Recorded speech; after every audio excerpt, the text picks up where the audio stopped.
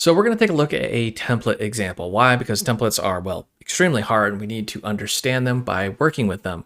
Remember that templates are independent of a particular type, and this gets really super confusing in C++ land when you spend a lot of time learning data types. So let's make a function. And in this function, we're going to simply print something. Now comes the crux of the problem. What do we want to print? Well, we're going to print some type of value. All right, well, Now comes the hard part. What do I want to print? I want to print integers. But if I do that, that means I suddenly can't print doubles. So then I'd have to make another one called double, and then so on and so on and so on. Of course, you guessed it. The answer here is template. So we're going to say template, and I'm going to say type name T.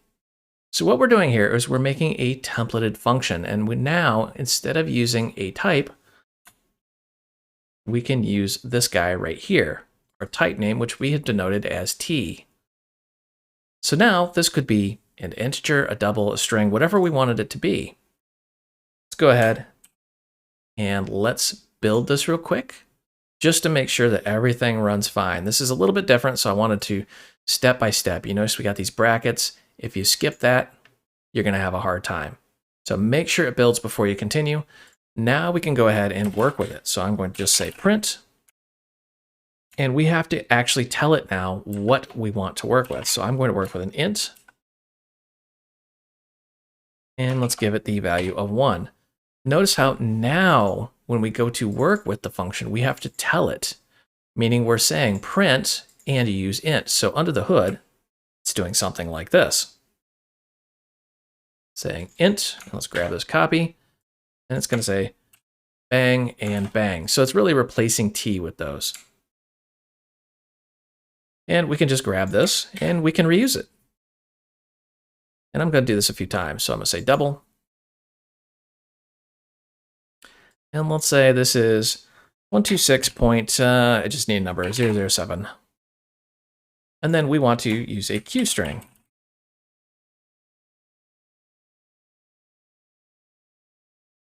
And let's go ahead and make a Q string.